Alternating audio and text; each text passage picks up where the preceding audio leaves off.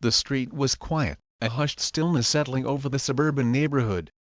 The amber glow of streetlights cast long, eerie shadows that danced with the gentle breeze.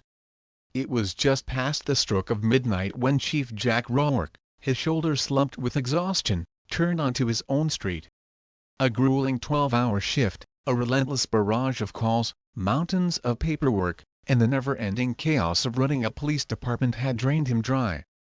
All he craved was the simple solace of a scorching hot shower, a frosty cold drink, and a night of deep, uninterrupted sleep. Instead, his foot slammed on the brake pedal the instant he reached his driveway. A colossal tow truck, an absolute behemoth of metal and muscle, was brazenly blocking his access. His driveway. For a fleeting, desperate moment, he clung to the hope of a mistake. Perhaps a neighbor's car had sputtered its last breath, and they were using his perfectly paved asphalt as a temporary tow spot. But then, his gaze landed on the figure standing smugly beside the truck, arms crossed like a conquering general, a clipboard clutched in his hand. Doug, the self-proclaimed HOA enforcer, or as the neighbors derisively called him, the wannabe cop. A slow, weary exhale escaped Jack's lips. His knuckles whitened as he gripped the steering wheel. Not tonight. He simply didn't possess the reserves of patience needed for this nonsense. He pushed open his car door, his police badge still clipped securely to his belt, a silent testament to his authority.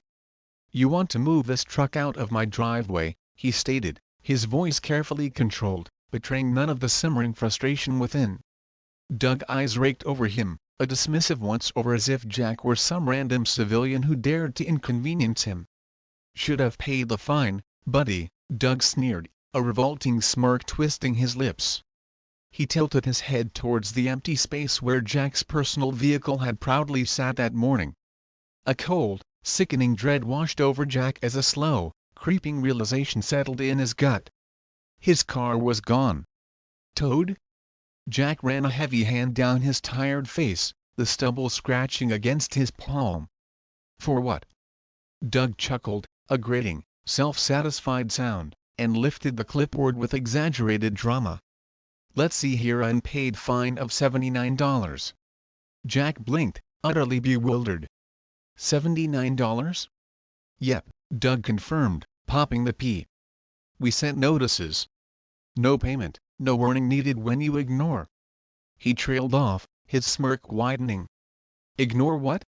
I was at work all day." Jack's voice rose, tinged with disbelief and anger. Doug simply shrugged, flipping through the pages of his clipboard as if it held the secrets of the universe. "Not my problem. Rules are rules." Jack's jaw clenched so tight his teeth ached. He had never ignored an HOA fine in his life. Sure, they sent out their share of ridiculous notices. He vividly recalled the one about his bird feeder not being HOA approved, but he always took care of them promptly. This, however, felt different. Malicious. He yanked his phone from his pocket, his thumb flying across the screen as he checked his emails. And there it was, buried beneath a mountain of work notifications and spam, an email from the HOA. Subject: Final notice, urgent, past due balance $79. Sent 3 hours ago. 3 measly hours. A slow, deliberate breath hissed through Jack's nostrils. He looked up at Doug, who was still grinning like a Cheshire cat that had just swallowed the canary.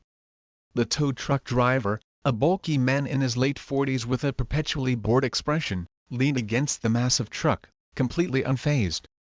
"Where's my car?" Jack demanded, his voice now laced with a dangerous edge. Doug tapped the clipboard with a flourish. "Impound lot. You can get it back for $250, plus storage fees." Jack's left eye twitched uncontrollably. "So, let me get this straight," he began, his voice dangerously low. "You towed my car over a $79 fine before I even had a chance to read the email, and then you blocked my own driveway with this monstrosity?" Doug's smirk widened, stretching across his entire face. "That about sums it up." Jack cracked his neck, the sound echoing in the still night air. He had arrested hardened gang leaders with less arrogance than this jumped-up little tyrant. He took a step forward, his posture radiating authority, his tone deceptively calm. "Move the truck." Doug held up a hand, stopping him in his tracks.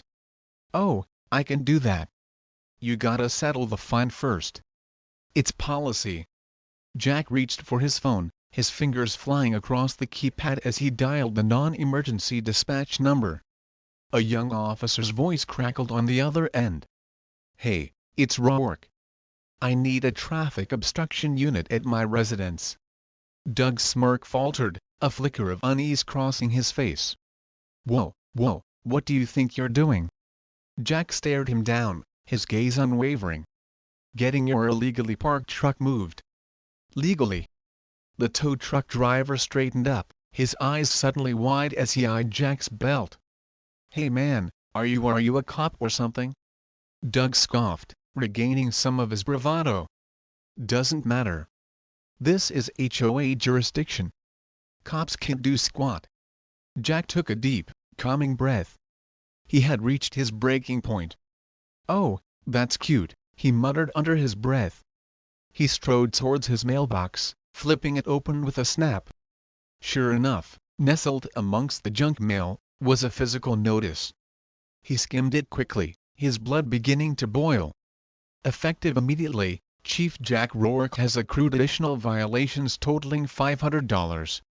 His eyes darted down the list of ludicrous infractions: improperly installed porch light, law not in uniform height standards, unauthorized mailbox decor. Jack looked at his perfectly ordinary, plain black mailbox. There was nothing on it. Then it hit him. The tiny blue police support sticker he had proudly affixed to the side. They were fining him for that? Doug was practically vibrating with glee. "Oh yeah, you got more fines stacking up, buddy. This is just the start. You homeowners think you own the place, but we run this neighborhood." Jack turned back towards him, his expression now an unreadable mask of fury. "You run this neighborhood?" Doug nodded emphatically, crossing his arms triumphantly. "That's right. So you better play by the rules."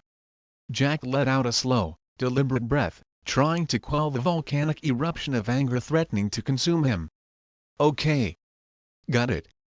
Doug seemed to interpret his compliance as a victory. "Good.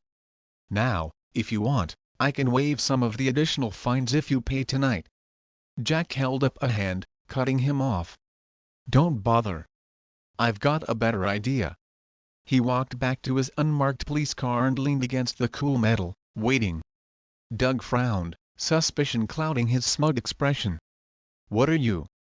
Suddenly, flashing red and blue lights filled the street, painting the quiet neighborhood in a chaotic dance of color.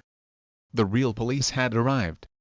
Two uniformed officers stepped out of their patrol cars, their expressions mirroring the confusion of the late hour. The senior officer, Sergeant Davies, approached Jack, his brow furrowed. "Chief? What's going on here?" Doug's face went ashen, all the color draining away. Chief?" Jack crossed his arms, a grim satisfaction washing over him. "Oh, didn't I mention I'm the chief of police?" Doug visibly swallowed, his Adam's apple bobbing nervously. The tow truck driver, who had been leaning with an air of bored indifference, now stood frozen, his eyes wide with disbelief. Jack gestured towards the HOA tow truck, still stubbornly blocking his driveway. "This vehicle is obstructing my private property. I'd like it removed immediately." Sergeant Davies turned to Doug, his voice all business. "You got a permit for this tow?" Doug fumbled with his clipboard, his hands shaking. It's HOA policy, sir." Sergeant Davies raised a skeptical eyebrow. "Policy isn't law. You have no legal authority to impound a vehicle without following proper city ordinances." Jack turned towards Doug, his eyes locking onto the man's now stricken face. "You were saying something about running this neighborhood?" Doug's mouth opened and closed soundlessly, like a fish out of water. Jack allowed a small, tight smirk to play on his lips. "Yeah. That's what I thought." The silence that followed Jack's revelation was deafening, hanging heavy in the night air. The smugness visibly drained from Doug's face, so rapidly it was almost comical. The tow truck driver took a subtle step back, as if hoping to somehow merge with the pavement and disappear entirely. Jack tilted his head, letting the weight of his words settle in the stunned silence. "What's wrong, Doug? You were real confident just a minute ago." Doug stammered, his grip tightening on his clipboard as if it were a life raft in a stormy sea. Look, Chief, this is just a misunderstanding. HOA policy says." Jack raised a hand, cutting him off mid-sentence. "You keep saying policy, Doug. Let me explain something to you." His voice was calm, measured, each word carrying the weight of his authority. "Policy is not law. You don't have the authority to impound vehicles. You don't have the right to obstruct private property.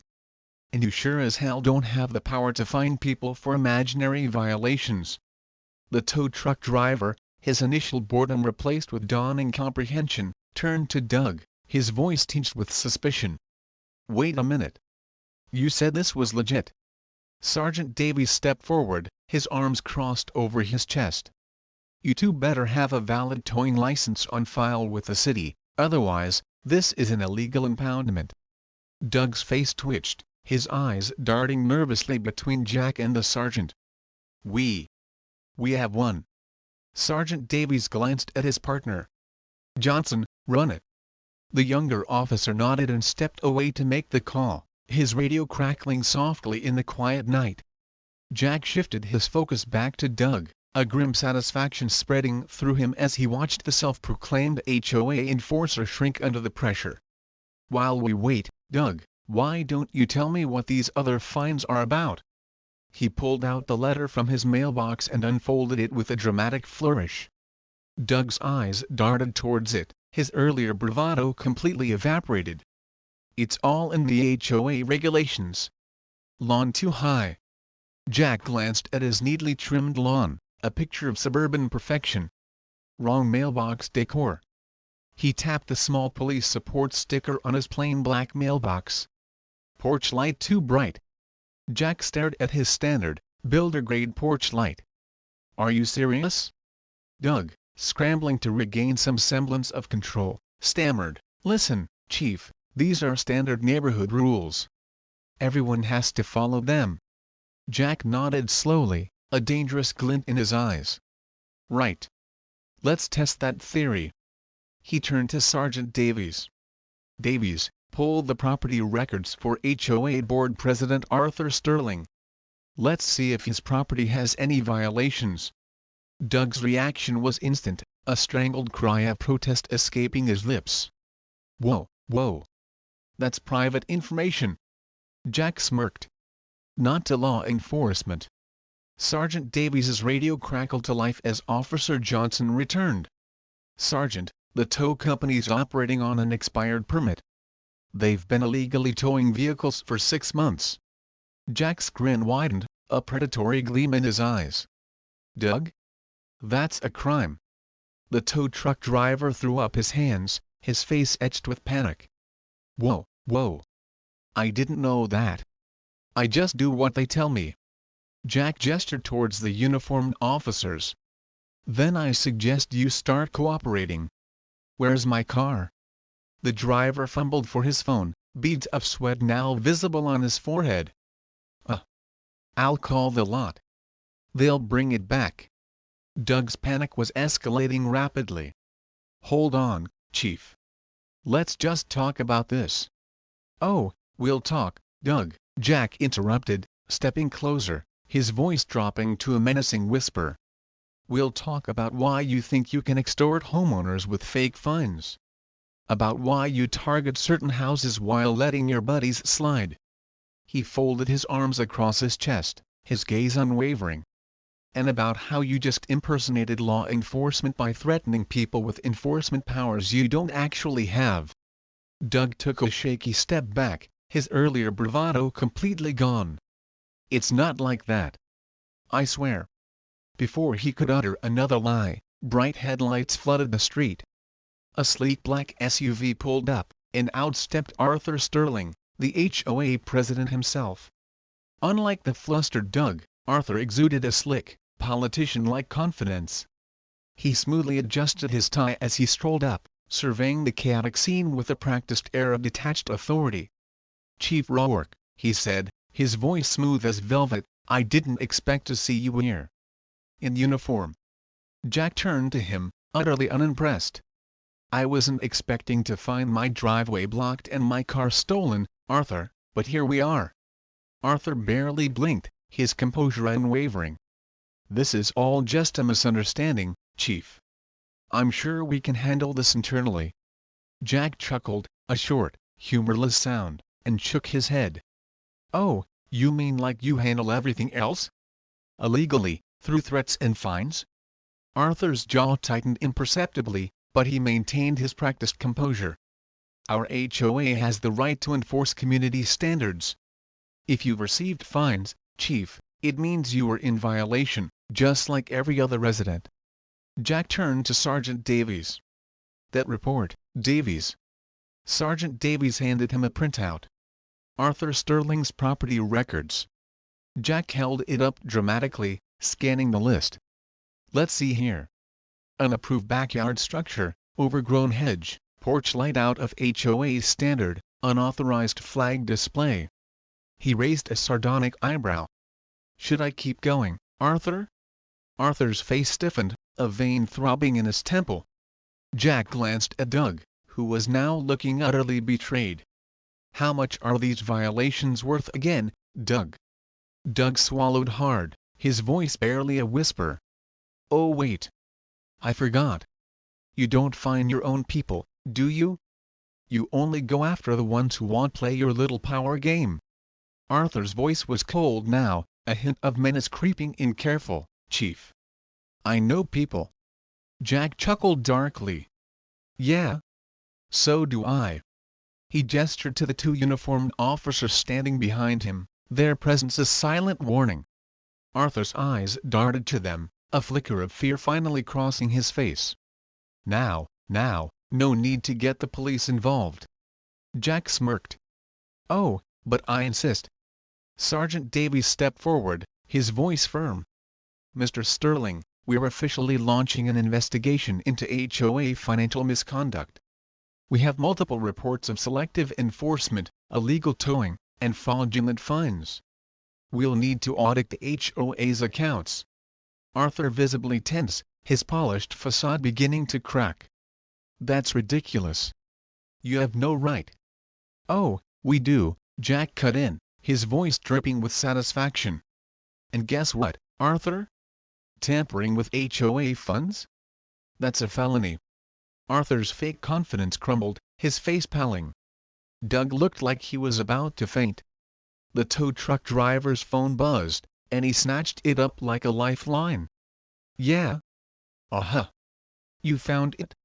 Okay, bringing it back now."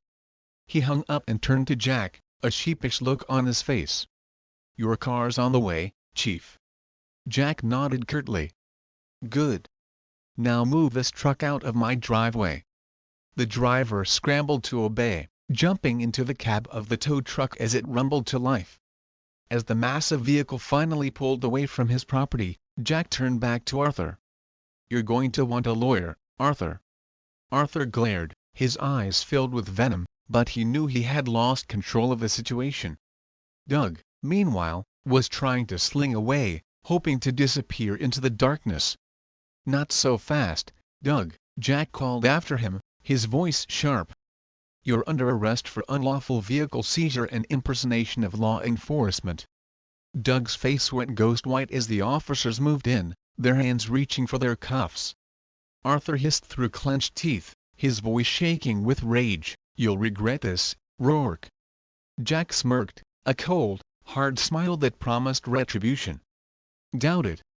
As Doug was cuffed and Arthur fumed, Jack pulled out his phone and snapped a quick photo of the two defeated men. "Say cheese," he muttered under his breath. This wasn't over, not by a long shot. But tonight, the wannabe cops had just gotten a brutal taste of real law enforcement. And Chief Jack Rourke was far from done. The atmosphere in the neighborhood had undergone a complete transformation. Just moments ago, Doug had been gloating, convinced of his untouchable authority, and Arthur Sterling had arrived in a sleek black SUV, fully expecting to intimidate his way out of the mess. Now, Doug was in handcuffs, the illegally operating tow truck was being forced to retreat, and Arthur was rapidly realizing he had lost all control. Jack leaned against his unmarked police car, arms crossed, watching the unfolding scene with a grim satisfaction. He let the tension hang in the air for a moment before addressing Arthur, his voice calm but firm. "Arthur, let's talk about your finances." Arthur's face tightened, his eyes narrowed. "I have nothing to hide, Chief." Jack smirked, a knowing look in his eyes. "That's funny, Arthur, because according to our preliminary records, the HOA has been issuing fines at an unusually high rate." He glanced down at the printout Sergeant Davies had handed him earlier. "But what's really interesting is where that money has been going." Arthur scoffed, attempting to project an air of injured innocence. "The community fund, of course. It's all perfectly legal." Jack raised a skeptical eyebrow. "Legal, you say? You sure about that, Arthur? Because it looks like a significant portion of it has been transferred to an LLC, one registered under your name." Arthur's eyes flickered with a hint of panic, but he quickly masked it with a forced smirk. "You're reaching, Chief. HOA board members can receive administrative compensation. It's in our bylaws." Jack gave a slow, deliberate nod. "Right, right. But you see, Arthur, here's the problem. You've been charging extra fees, well beyond what's legal, and even worse, you've been targeting specific homeowners, anyone who dared to challenge your authority." He held up another list, his own name prominently displayed at the top. Arthur's smile faltered, the color draining from his face. Doug, still cuffed and sitting dejectedly in the back of a patrol car, turned his head sharply towards Arthur, a look of dawning comprehension on his face. "Wait a minute. You said the fines were legit." Jack let that sink in for a long, pregnant pause before delivering the knockout punch. "Oh, Doug, you really thought you were working for a legitimate operation?" Doug's mouth opened and closed like a fish gasping for air. He told me everything was above board." Arthur shot Doug a furious, silencing glare. "Shut up, Doug." Jack chuckled, shaking his head. "Not much of a team player, huh, Arthur?" He gestured towards Doug. "You might want to listen to Doug, Arthur, because Doug here has a decision to make." Doug frowned, confused. "What do you mean, Chief?" Jack folded his arms, his gaze intense. "Oh, it's simple, Doug. See, Arthur here is going to throw you under the bus the second this goes to court. He'll say you were the one organizing the illegal tows, that you were the one issuing the fraudulent fines, that you're the mastermind behind this whole operation." Doug visibly paled, his eyes wide with fear. "But that's not true. Arthur made the calls.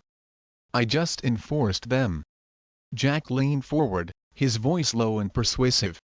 "So, Doug, do you want to be the fall guy, or do you want to cooperate with us?" Doug panicked, his eyes darting between Jack and Arthur. I don't know."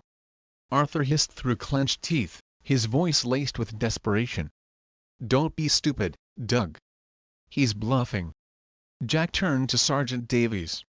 "Sergeant, if Doug here cooperates, how much leniency could the DOA offer?" Sergeant Davies shrugged, a thoughtful expression on his face. "Could be significant, Chief, depending on the information he provides."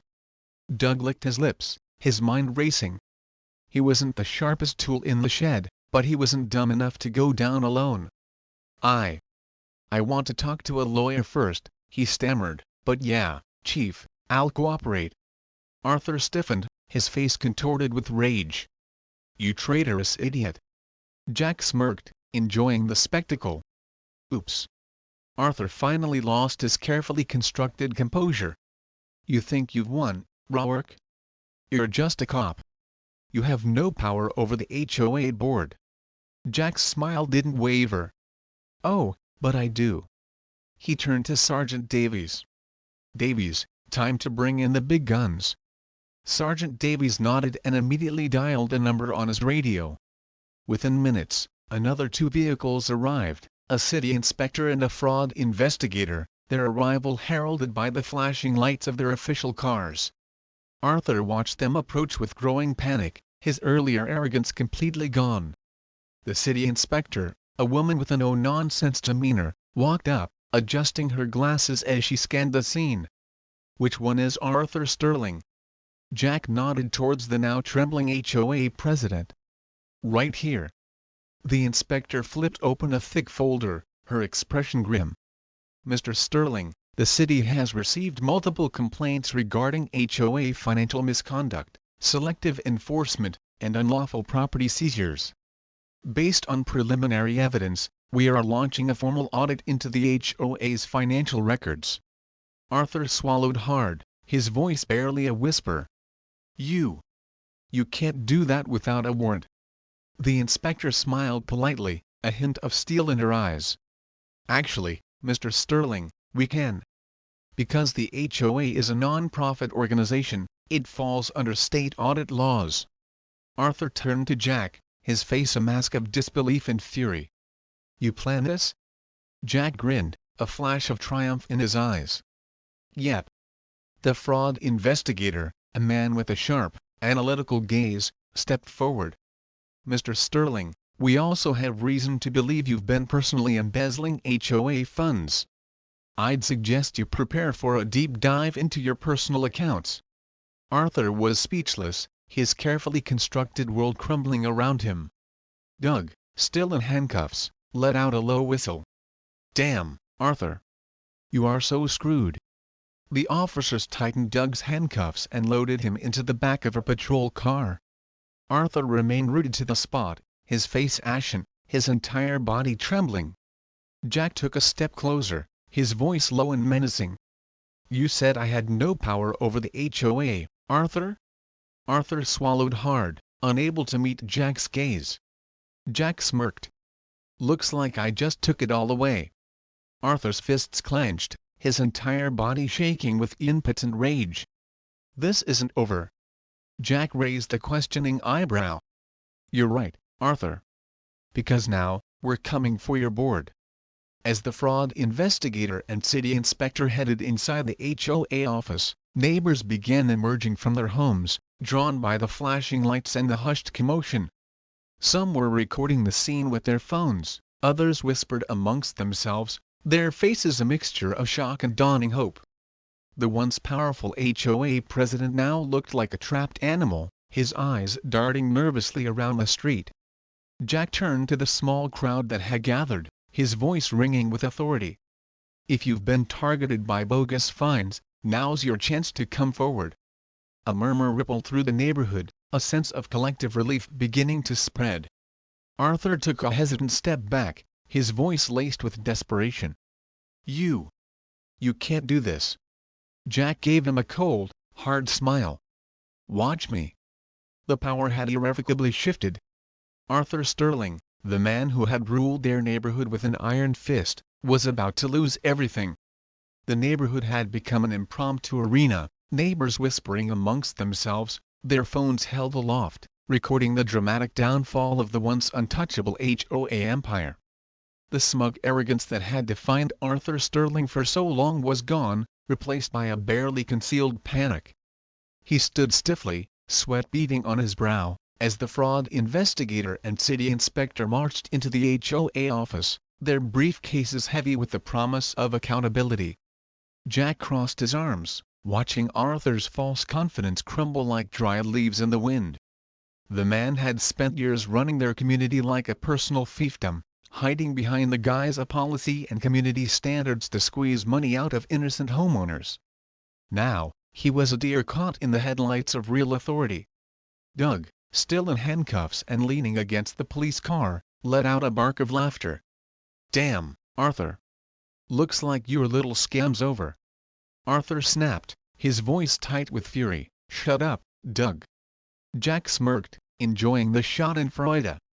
"He's right, Arthur. You're finished."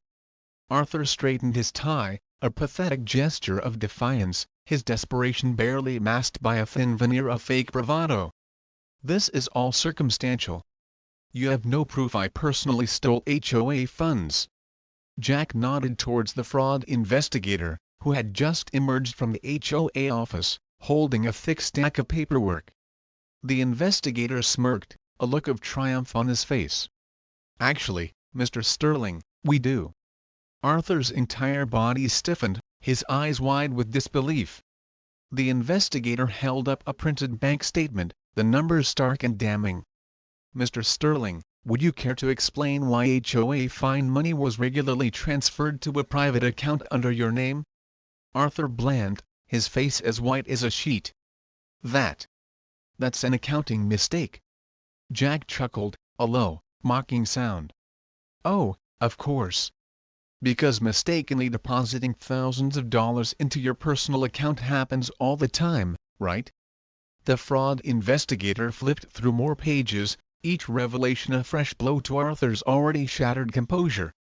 "Let's see. HOA funds paid for your personal vacation to Hawaii. HOA funds covered luxury car payments. And my personal favorite," he pulled out another document, a smirk playing on his lips, $800 spent at a steakhouse. A collective gasp rippled through the small crowd of onlookers. One elderly woman, Mrs. Henderson, shook her head in disbelief. "I've been fined $500 for planting tulips that weren't the right shade of red, but he's out here stealing thousands for a good time." A younger man in the crowd, Mr. Chen, clenched his jaw, his face tight with anger. "He threatened to foreclose on my house over a $200 fence violation." Jack turned to Arthur, his voice laced with righteous indignation. "You really pissed off the wrong people, Arthur." Arthur's carefully constructed mask finally cracked, his eyes filled with a mixture of fear and fury. You can't just arrest me. I'll fight this in court." The fraud investigator smiled grimly. "You'll have plenty of time to prepare your case, Mr. Sterling, because I'm placing you under official investigation for embezzlement and financial fraud." A hush fell over the crowd, the weight of the moment settling upon them. The investigator turned to Jack, a respectful nod in his direction. "Chief Rourke, do you mind doing the honors?" Jack smiled, a genuine smile of satisfaction this time. He stepped forward, pulling out his handcuffs. Arthur recoiled, stepping back as if burned. You have no right." Jack's expression hardened, his eyes blazing with the fire of justice. "You had no right to steal from this community, Arthur. No right to target homeowners with illegal fines. No right to use HOA money as your personal slush fund."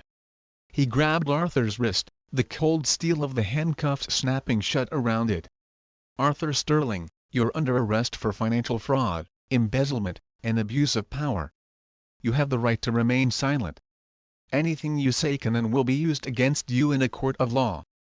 A roar of cheers erupted from the crowd, a wave of relief and elation washing over the neighborhood.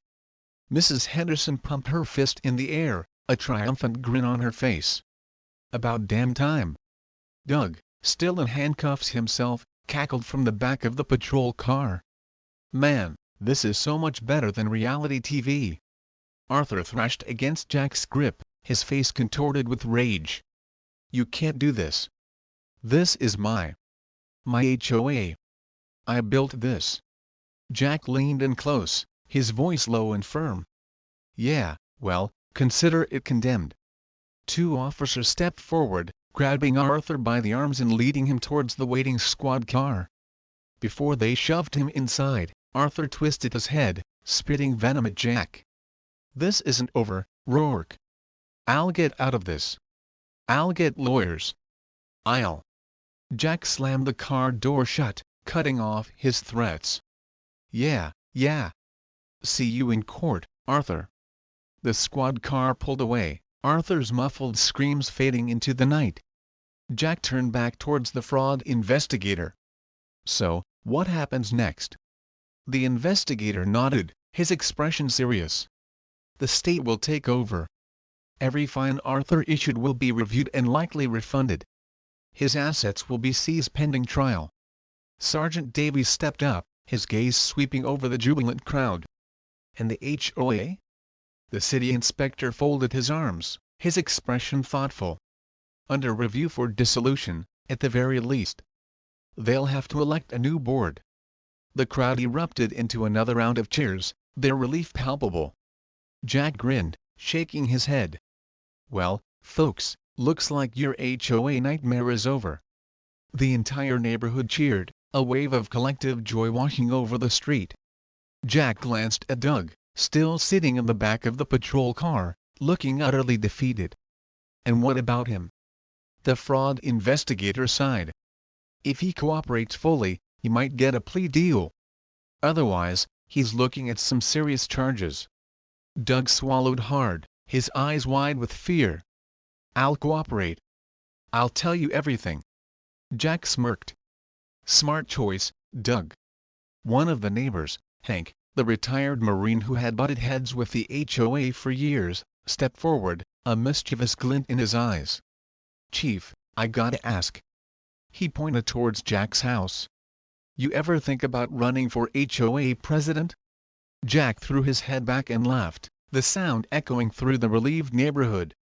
Oh, hell no, Hank. I deal with real criminals. I don't have time for whatever the hell this was. The neighbors roared with laughter, the tension of the night finally breaking. Hank smirked. Well, I guess we'll need someone new to run things around here. Mrs. Henderson nudged him playfully. Not it. The laughter grew louder, a sense of camaraderie and shared victory filling the air. Jack finally exhaled, running a hand through his hair. What a damn night.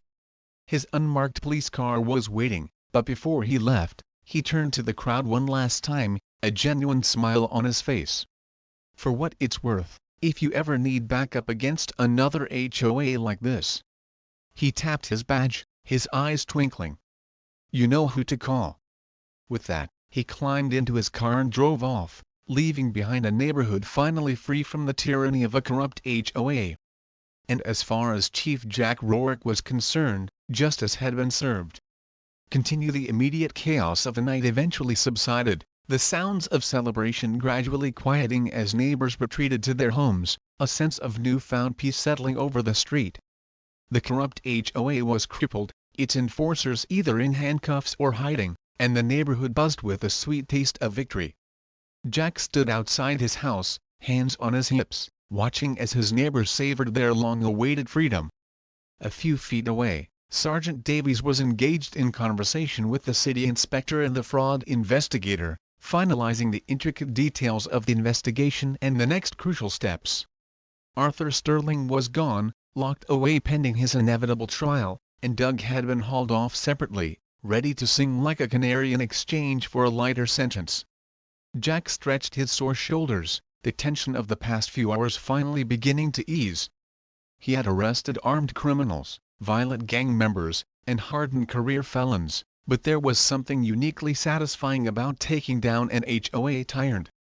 Perhaps it was the sheer pettiness of it all, the audacity of their petty rules and the abuse of their minuscule power. Neighbors, emboldened by the night's events, approached him, their voices filled with excitement and gratitude. Hank, the retired Marine, clapped him heartily on the back. Chief, I think you might have just made yourself a neighborhood legend. Mrs. Henderson, still clutching her phone, undoubtedly replaying her recordings of Arthur's arrest, grinned broadly. We should frame that arrest photo of Arthur and put it right in the community center. Jack chuckled, shaking his head. Might be the first thing the HOA ever did that people actually liked. Hank smirked, a thoughtful expression on his face. Speaking of which, Chief, I'm guessing we're getting a new board? The city inspector, overhearing their conversation, turned to address the group. Yes, under state law, a homeowners association must be given the opportunity to elect a new board if the current leadership is found guilty of misconduct. She adjusted her clipboard, her gaze sweeping over the relieved faces. Given the scale of corruption here, we're putting the entire HOA charter under review. A murmur of interest rippled through the crowd, the possibilities of a future free from arbitrary rules beginning to dawn on them. Mr. Chen, still holding the notice of his bogus fence violation, scoffed, a hint of bitterness in his voice. "You should just dissolve the whole damn thing." A younger woman nodded seriously, her voice filled with conviction. "Yeah, after everything they've done, do we even need an HOA anymore?" The inspector raised a questioning brow. "That's ultimately up to the homeowners. If there's a majority vote, the HOA can be disbanded permanently." Jack saw the light bulbs go off in the crowd, a spark of rebellion igniting in their eyes. Hank grinned, a mischievous plan forming. "Oh, I think we know where this is going." Mrs. Henderson raised her hand like she was back in grade school, her eyes twinkling. "All in favor of burning this HOA to the ground?" Nearly every hand shot up in enthusiastic agreement, a wave of laughter and cheers erupting once more. The inspector laughed, a genuine smile on her face. "Well, it was easy." She made a note on her clipboard. "I'll process the paperwork. If the majority wants out, the HOA will be officially dissolved." The crowd erupted into another joyous round of cheers, the weight of years of frustration finally lifting. Jack couldn't help but smile, a feeling of genuine satisfaction washing over him. Justice wasn't just about taking down criminals. It was about fixing the damage they left behind. And these people, his neighbors, were finally getting their freedom back. Hank grinned at Jack, a playful challenge in his eyes. "You sure you don't want to run for HOA president before we burn it all down, Chief?" Jack laughed, shaking his head vehemently. "Not a chance in hell, Hank." Mrs. Henderson smirked, a mischievous glint in her eye. "What if we rename the HOA? Call it the Roark Protection Association?" Jack shook his head again, his laughter echoing through the night. "Nope. If you need me, just call 911 like normal people." The crowd roared with laughter, the shared experience forging a new sense of community. As the investigators continued their work, city officials announced that all fraudulent fines issued under Arthur Sterling's corrupt leadership would be immediately revoked and fully refunded. For many homeowners, this was a life-changing announcement, a financial burden lifted from their shoulders. Mr. Chen wiped a hand down his face, his voice thick with emotion. "You have no idea how much stress this has caused me. I was this close to selling my house just to get away from these people." Another neighbor, an elderly man with a cane, sighed with relief. "They tried to foreclose on my place last year over a tiny landscaping violation." Jack clenched his jaw, a wave of anger washing over him as he considered how many people had suffered under the petty tyranny of these self-proclaimed rulers. The city inspector stepped forward again, addressing the now attentive crowd. "Additionally, the funds illegally seized by Arthur Sterling will be redistributed to the affected homeowners." A stunned silence fell over the neighborhood, the implications of her words sinking in. Then, Mrs. Henderson gasped, her eyes wide with disbelief. "Wait! So we're getting our money back?" The inspector nodded, a reassuring smile on her face. "Every penny we can recover." For a moment, nobody spoke, the sheer magnitude of the news hanging in the air. Then, a wave of cheers erupted once more, louder and more heartfelt than before. Jack glanced at Sergeant Davies, who smirked, a hint of pride in his eyes. "Not bad, huh, Chief?"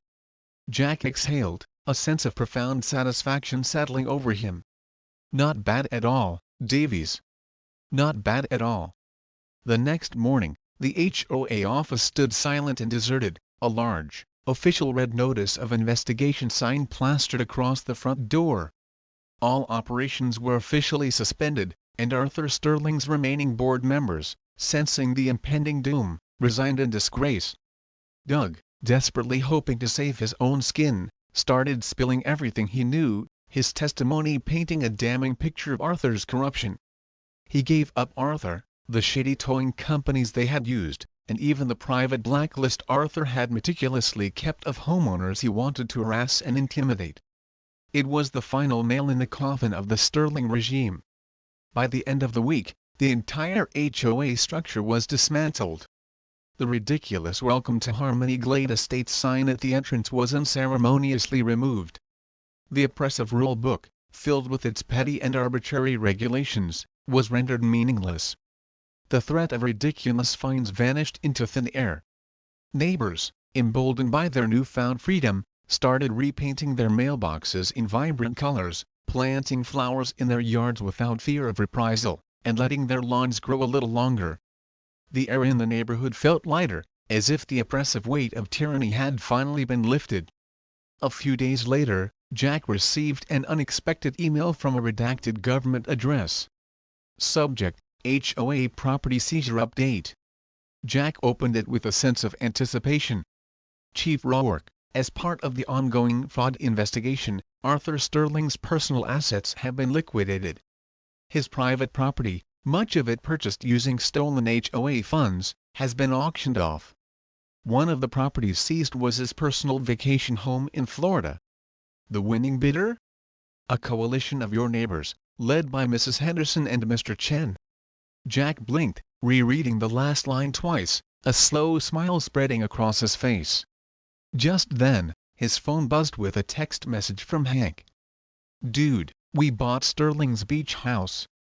HOA Revenge Tour 2025. Jack burst out laughing, the sound echoing through his quiet living room. This was poetic justice at its finest. The entire community had come together, not just to take back their neighborhood, but to reclaim what had been unjustly stolen from them. Jack leaned back in his chair, shaking his head with amusement. HOAs could be a real plague on suburban life, but at least in this town, one particularly nasty infestation had finally been eradicated. And Arthur Sterling? He was exactly where he belonged, behind bars, facing the consequences of his greed and abuse of power. Later that evening, Jack sat on his front porch, a steaming mug of coffee warming his hands, watching the sunset paint the neighborhood in a breathtaking array of golden and crimson hues. For the first time in years, the street looked normal, peaceful. No imposing patrol trucks, no clipboard-wielding enforcers lurking around corners, no ridiculous violation notices taped to front doors. Just homeowners enjoying their hard-earned freedom, the sounds of children playing and neighbors chatting drifting through the evening air. He took a long sip of his coffee, letting out a contented sigh. It was finally over. And yet, his phone wouldn't stop buzzing. Jack glanced down, his entire inbox overflowing with messages from homeowners all over the country. You have no idea how satisfying that takedown was. My HOA is just as bad. Any advice on fighting back? I think I just watched the best revenge story in history. I need an update on what happens to Arthur in court. Chief, please tell me this is going to be a series. HOAs are out of control, and we need a hero. Jack chuckled, shaking his head. A hero? He was just doing his job. Well, maybe with a little extra flair. The final nail in the HOA coffin came a few weeks later. Sergeant Davies called with an update. Arthur Sterling had been officially indicted on multiple felony charges, including embezzlement, fraud, and financial misconduct. With Doug's detailed cooperation and mountains of irrefutable evidence uncovered by the fraud investigators, the case against the former HOA president was airtight. He was looking at serious prison time. Doug, true to his word, had rolled on everyone involved, revealing other HOAs across the state engaged in similar shady practices. His testimony had opened a full-scale investigation into multiple homeowner associations, and Jack could practically hear the panicked whispers echoing in boardrooms across the state. With the HOA officially dissolved, the neighborhood of Harmony Glade Estates wasted no time erasing all traces of its oppressive rule. The first order of business was a bonfire, organized by Hank, the retired Marine. One by one, neighbors tossed old HOA violation notices into the roaring flames, watching with glee as years of petty grievances turned to ash. Some added copies of the ridiculous rule book, its pages filled with absurd regulations, while others gleefully burned their last HOA fee statement, a symbolic end to their financial burden. Mrs. Henderson made a special addition to the inferno, a giant poster of Arthur Sterling's old campaign for HOA president, his smug face now contorted by the dancing flames. Jack watched the scene unfold, a sense of profound satisfaction washing over him. Poetic, isn't it? Hank smirked, sipping a cold beer. Jack chuckled. I'd call it justice, Hank. Pure and simple justice. But the story didn't end there. Jack checked his phone one last time before heading inside for the night. His inbox wasn't slowing down. There was a clear pattern in the messages he was receiving. People weren't just celebrating the takedown of one corrupt HOA. They were desperately asking for help. Stories of other corrupt HOAs, unfair fines, ridiculous rules, and blatant abuses of power flooded his screen. People were desperate for solutions, for guidance, for someone to fight back against these seemingly untouchable organizations. Jack leaned back in his porch swing, staring up at the star-dusted sky. The battle against one corrupt HOA was over, but he knew, with a chilling certainty, that there were thousands more just like it, lurking in the shadows of suburban America. And if there was one thing he had learned from this whole ordeal, it was this: most HOAs only held power because nobody dared to stand up to them. Maybe that needed to change. Maybe it was time to take this fight national. A new sense of purpose ignited within him. He opened his social media account and typed out a message: "Is your HOA corrupt? Have you been unfairly fined for ridiculous reasons? Tell me your story. Let's bring these power-hungry tyrants down together." He hit post, his finger hovering over the send button for a moment, a sense of anticipation and perhaps a little trepidation swirling within him. He didn't know what the future held, what kind of response he would receive. Would this become a movement? A series of similar takedowns across the country? One thing was for sure: HOAs weren't prepared for what was coming. Because now, homeowners had a weapon, a very public, very determined chief of police who wasn't afraid to shine a bright light on their dirty secrets. And as Jack watched his post explode with responses, the notifications pinging incessantly, he knew one thing for certain: the war against corrupt HOAs was just getting started. And valuable lesson for the audience: the story of Chief Rourke serves as a powerful reminder that even seemingly insurmountable systems of authority can be challenged and overcome when individuals are willing to stand up for their rights. It highlights the importance of knowing your rights, documenting abuses of power, and seeking legal recourse when necessary. Furthermore, it underscores the strength and effectiveness of community action when people unite against injustice. Don't be afraid to speak out against unfair treatment, and remember that you are not alone in facing these challenges. What are your experiences with HOAs? Have you ever faced similar issues or witnessed abuses of power? Share your stories and advice in the comments below. If you enjoyed this story and want to see more content like this, be sure to subscribe to our channel and hit the notification bell so you don't miss our next video.